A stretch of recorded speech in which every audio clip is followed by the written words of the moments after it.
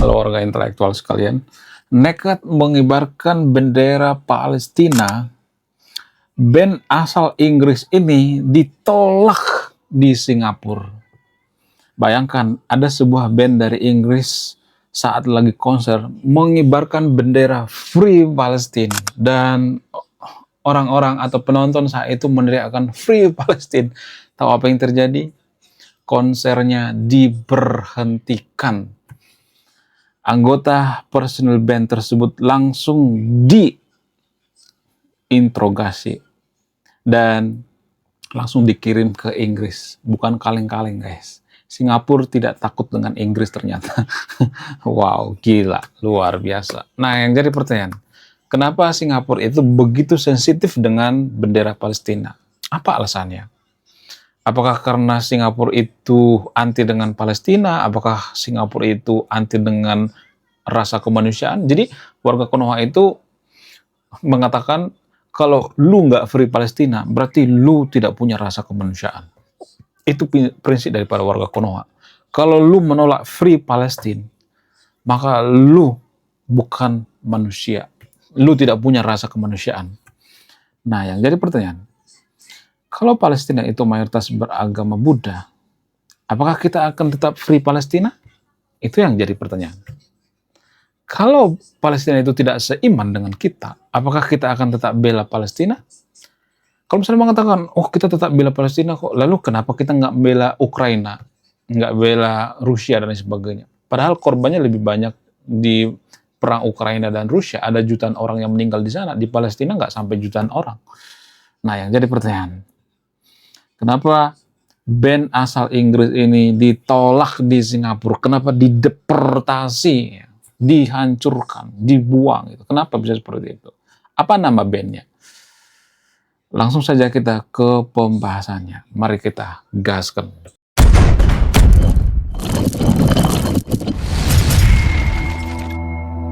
Jadi guys, ada sebuah band asal Inggris bernama Massive Attack. Bukan The Massive ya. The Massive itu ada di Konoha. Bukan The Massive ya, bukan. Itu beda. Massive Attack ini sebenarnya band sudah lama guys, sudah puluhan tahun ya. Dan lagu-lagunya juga lumayan lah ya. Lumayan gak enak maksudnya. Gak terlalu enak sebenarnya lagunya. Saya nggak tahu, mungkin ya. Mungkin selera saya beda mungkin ya. Mungkin yang lain merasa bahwa lagunya enak gitu ya. Terutama lagu yang berjudul Angel ya. Nanti cek nanti di YouTube ya, ada banyak lagu daripada The Massive Attack ini ya. Nah, sebenarnya mereka ini dari dulu sudah peduli dengan yang namanya Gaza. Sebelum Israel membombardir Gaza, mereka juga sebenarnya sudah pro terhadap Gaza dari dulu gitu ya. Kenapa mereka pro terhadap Gaza? Karena mereka pro terhadap kemanusiaan. Nah, yang jadi pertanyaan, apakah ini salah? Ya, enggak juga gitu ya, sah-sah aja. Tapi permasalahannya Inggris dan Singapura itu dua hal yang berbeda gitu. Sistem pemerintahan Inggris itu beda dengan Singapura. Inggris itu lebih ke liberal gitu ya. Ya, Inggris itu demokrasi, tapi demokrasinya itu bebas mengekspresikan gitu ya. Sama seperti Amerika gitu ya. Mirip lah seperti Amerika. Tapi bagaimana dengan Singapura? Singapura itu walaupun negara demokrasi itu cenderung tertata gitu ya. Kalau di Konoha biasa disebut dengan demokrasi terpimpin. Ya, ada aturan jelas gitu ya, bukan demokrasi kebablasan seperti sekarang ini. Ya, jadi itu alasannya kenapa pemerintah Singapura itu tidak memperbolehkan yang namanya simbol-simbol agama gitu. Ya, lah, cuman bendera doang, apakah itu menimbulkan yang namanya perpecahan? Yes, itu menimbulkan yang namanya perpecahan. Itu dari sudut pandang orang-orang Singapura. Bahkan agama sekalipun mereka tidak boleh ya menggunakan simbol-simbol agama di ruang-ruang tertentu ya. Ya, di sekolah gitu ya, mereka tidak diajarkan pelajaran agama gitu. Mereka sangat sekuler gitu ya. Kenapa bisa seperti itu? Apa alasannya? Jadi untuk menjawab pertanyaan ini kita harus mempelajari sejarah berdirinya Singapura. Pendiri daripada Singapura itu yaitu Lee Kuan Yew. Lee Kuan Yew itu dulu punya pengalaman yang sangat mengerikan terhadap orang yang beda agama. Bukan anti agama ya, Singapura itu bukan anti agama, tapi anti tentang pemicu perpecahan gitu ya. Jadi Lee Kuan Yew ini dulu pernah tinggal atau bertetangga dengan yang beda-beda agama. Ya, ini sudah saya bahas di video sebelumnya, tapi saya akan bahas secara singkat ya. Lee Kuan Yew, pendiri daripada atau father, ada founding father daripada Singapura, pernah punya pengalaman mengerikan terhadap orang yang beda agama. Jadi dia tinggal di suatu tempat. Nah, awalnya mereka hidup rukun gitu ya. Kemudian ya suatu saat ada ideologi baru gitu ya. Ada simbol-simbol aliran baru dari agama tertentu gitu ya. Dari Timur Tengah gitu ya. Nah, ketika masuk aliran baru, nah itu yang bikin perpecahan gitu ya. Jadi ada semacam kita harus memilih pemimpin yang seiman. Oh, yang beda iman dengan kita itu masuk neraka. Oh, yang lain itu masuk neraka. Oh, pemerintah kita ini pemerintah yang tidak benar ini. Pemerintah kita ini bukan pemerintah yang diridhoi oleh Tuhan gitu ya. Kita ini sebenarnya kafir gitu ya. Jadi ada prinsip-prinsip semacam itu ya. Ini tidak sesuai dengan agama. Harus sesuai dengan agama dong ya. Kemudian ada aliran baru gitu ya. Kita nggak boleh berteman yang beda agama. Ya, nggak boleh sahabatan dengan yang beda agama. Oh, nggak boleh begini, nggak boleh begitu. Oh, macam-macam. Jadi pendiri Singapura itu mengalami guys ya. Mengalami seperti yang saya alami juga gitu. Saya juga mengalami seperti itu kok ya. Nah, semenjak saat itu, pemerintah Singapura itu berjanji, jangan pernah kita menggunakan embel-embel agama demi apapun itu. Jangan menggunakan agama itu untuk kepentingan pribadi gitu. Jadi orang Singapura itu berprinsip bahwa agama itu yang ngurusi langit gitu ya. Jangan dibawa ke dunia, agama itu ngurusin langit ya. Pemuka agama di Singapura itu ngurusin langit, bukan ngurusin dunia gitu ya. Sehingga Singapura itu sangat ketat dengan yang namanya peraturan-peraturan atau undang-undang masyarakatnya gitu ya. Jadi kalau misalnya nih ada yang mengatakan apa hubungannya Free Palestine dengan perpecahan dan konflik yang ada di Singapura, itu sangat mempengaruhi guys. Ya umat Muslim yang ada di Singapura itu mereka jadi punya rasa gitu ya. Oh itu aja bisa kok ya. Orang Inggris aja peduli dengan Palestina. Kita harus peduli dong ya. Nah, jadi umat Muslim yang ada di Singapura itu bisa seperti itu, membangkitkan rasa peduli mereka terhadap Palestina. Apakah ini bermasalah? Enggak bermasalah, tapi dari sudut pandang orang Singapura itu mereka berpikir ya bisa aja umat Muslim yang ada di Singapura itu berpikir, orang-orang Israel itu jahat. Ya, orang-orang yang beda agama dengan kita itu jahat. Itu buktinya kita dijolimi tuh ya Free Palestine. Ya orang Palestina dijolimi. Orang-orang kafir itu jahat. Ya bisa aja seperti itu. Itu yang dihindari oleh pemerintah Singapura gitu. Ya biar jangan sedikit-sedikit mengkafirkan gitu ya. Oh ini jahat.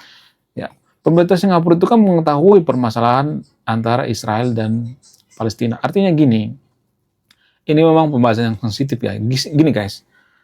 Kita kan membela Palestina itu kan jujur aja deh.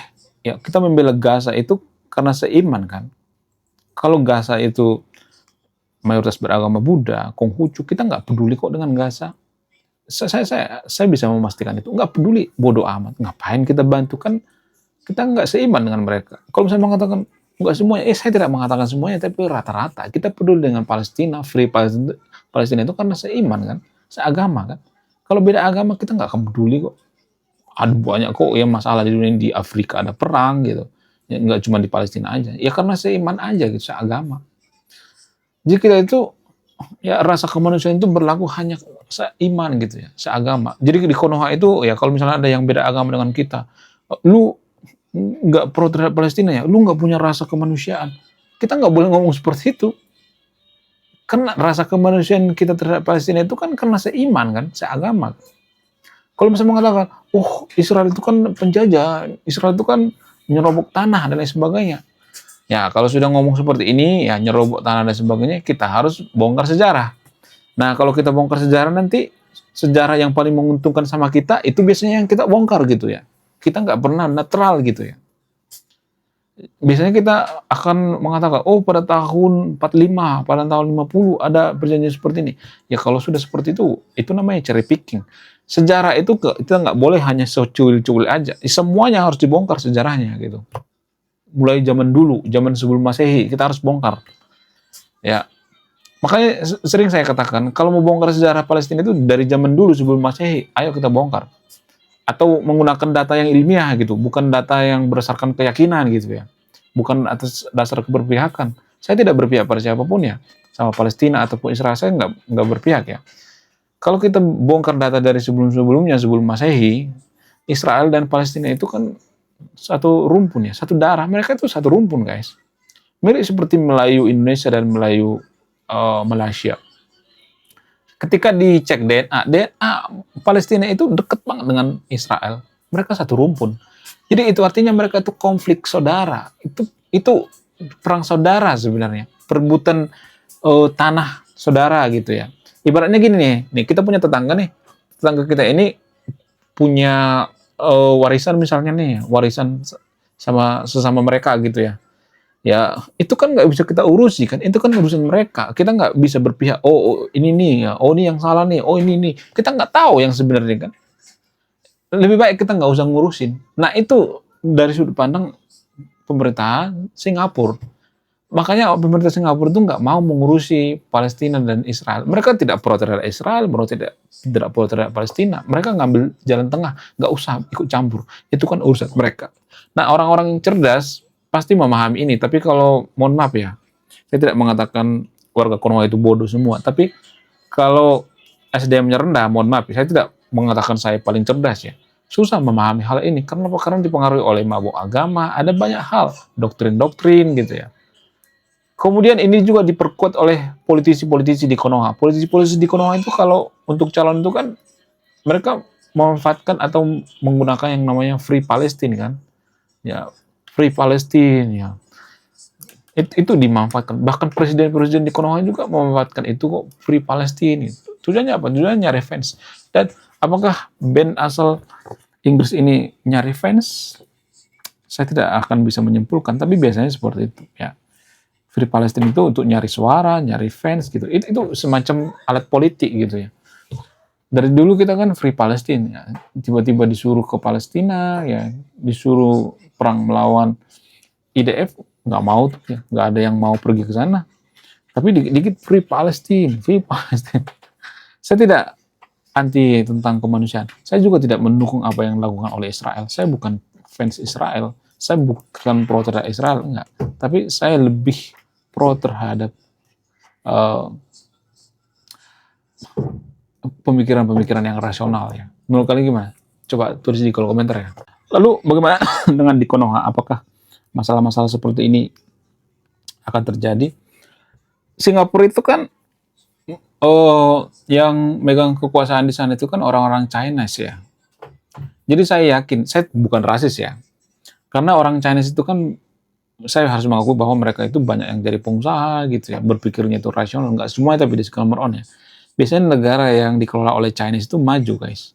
China maju, Vietnam lumayan ya. OTW jadi negara maju. Yang nge-handle Vietnam itu Chinese, Korea, kemudian Israel gitu ya. Kemudian ya di Malaysia juga banyak orang Chinese kok, makanya lumayan lah Malaysia, lumayan maju gitu ya. Bagaimana dengan Konoha? Konoha kita menolak Chinese gitu ya. Saya bukan rasis ya, tapi gini, artinya gini,